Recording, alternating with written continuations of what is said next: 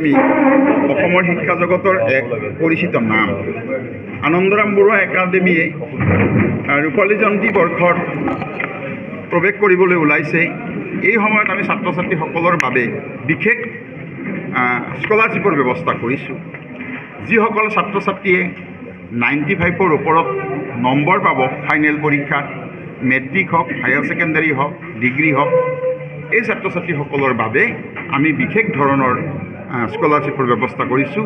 95% পোৱা ছাত্ৰ ছাত্ৰীসকলে 60% আমাক দিব লগা ফিজৰ পৰা ৰেহাই পাব।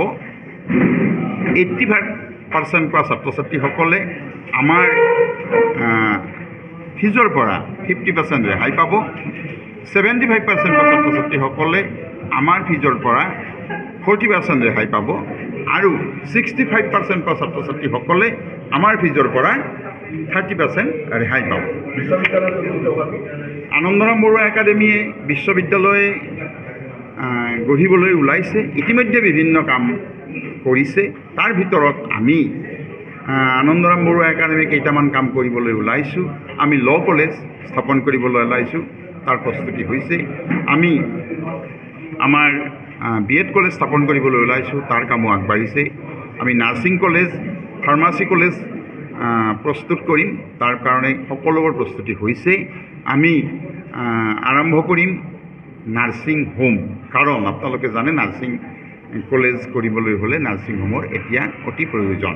ঠিক তেনেধৰণে আমি বিভিন্ন দিশত আমাৰ অনুষ্ঠানটো আগবঢ়াই নিব খুজিছোঁ। আপোনালোকে জানে যোৱা 2 বছৰৰ পৰা আমি সংগীত, নাটক, নৃত্য আৰু ক্ৰীড়াৰ ক্ষেত্ৰত অধিক গুৰুত্ব দি আহিছোঁ আৰু এতিয়া আমি আৰু অধিক উন্নত ৰূপত আমি আধুনিকভাৱে কেনেকৈ আমাৰ ছাত্ৰ ছাত্ৰীসকলক বিশ্বৰ দৰবাৰত থিয় কৰাব পাৰোঁ, এই বজালীৰ আমাৰ নিজৰ ছাত্ৰ ছাত্ৰীসকলৰ উপৰিও বজালী অঞ্চলৰ বিভিন্ন ছাত্ৰ ছাত্ৰীক লৈ আমি সংগীত, নৃত্য, ক্ৰীড়া আৰু নাটকৰ ক্ষেত্ৰত এক বিশেষ ভূমিকা গ্ৰহণ কৰিবলৈ ওলাইছোঁ।